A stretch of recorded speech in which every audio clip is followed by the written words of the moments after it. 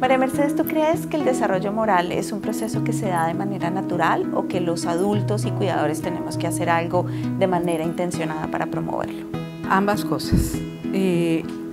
Claramente un niño se va desarrollando y sus estructuras mentales, sus estructuras de pensamiento van a estar listas para que el adulto entre y jalone el desarrollo y enseñe cosas que van haciendo entender cómo es que yo obro correcta o incorrectamente. Es decir, hay unas edades en las que pasan cosas en el cerebro y el papá y la mamá deben intervenir y lograr que ese momento que está pasando potencie una manera de ser moralmente,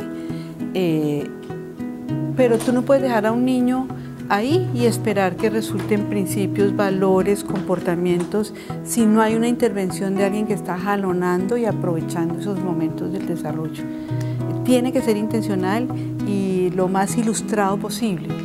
Yo invitaría a que los papás se ilustren sobre cómo es que se desarrolla un niño en esto, para que los pasos que den en ese sentido sean pasos firmes que van conduciendo por un camino que realmente es un camino de aprendizaje y no de represión y no de normas que pierden sentido apenas el niño crece, sino adecuadas a su edad y adecuadas a los valores que queremos inculcar en él. ¿Cuáles crees tú, María Mercedes, que son los pilares, los ejes centrales de la educación en el desarrollo moral? Yo diría que hay 4 factores que los papás tienen que tener en cuenta para esto. 1, conocer cómo es el desarrollo moral de su hijo, conocer cómo es que el pensamiento evoluciona y cómo es el abordaje que tiene un niño de su relación con los otros, porque finalmente lo moral es la relación del individuo con los otros. Entonces, cómo ese niño va saliendo de esa perspectiva egocéntrica de un bebé y se va moviendo hasta ser un adulto que reconoce las normas sociales, que se preocupa por los demás, que se preocupa por cosas como el medio ambiente. Eso se llama desarrollo moral. Los papás deben saber cómo es eso, para no tratar de hacer cosas con un niño de 5 años que debían hacer con uno de 18, ni cosas con el de 18 que le corresponden a un niño chiquito. Te voy a poner un ejemplo. A un niño chiquito hay que premiarlo. Está en una fase donde hay que premiarle las conductas buenas. Claro, yo debo ir depurando mi manera de premiar, pero hay que felicitarlo mucho, hay que utilizar mucho reconocimiento. Pero yo no puedo usar lo mismo con un niño de 18 años porque lo instalo en una fase de desarrollo anterior a la que él debe estar. Eso primero, conocer el desarrollo moral. Segundo, desarrollar las capacidades morales. Y ahí pues estoy hablando de, primero, la conciencia de mi entorno, quiénes son los que dependen de mí, e ir agrandando ese entorno y ese marco, ese círculo que me concierne, de tal manera que el día que se van de mi casa ya les preocupa el mundo, la humanidad. Pasaron de preocuparse solamente por su perro en su casa a preocuparse por el mundo. Segundo, dentro de estas capacidades morales, desarrollar su identidad moral. Así como tú a un niño, logras que un niño diga yo soy tímido, esa es mi manera de ser, o yo soy muy alegre, o yo soy deportista, lograr que él también construya una identidad moral y diga yo soy honesto, yo soy bueno, yo soy generoso. Construir esa identidad moral da mucha fuerza para actuar moralmente. Y tercero, algo que tú manejas muy bien, que es el tema del manejo de las emociones.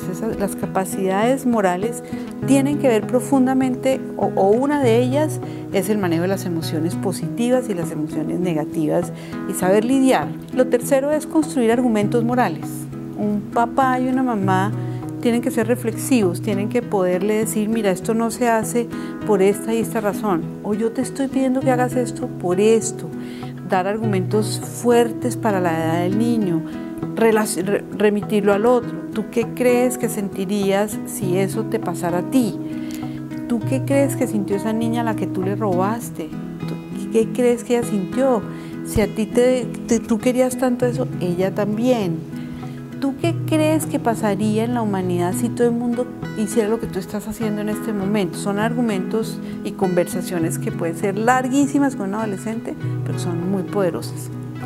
Y lo cuarto, claramente, pues es el ejemplo.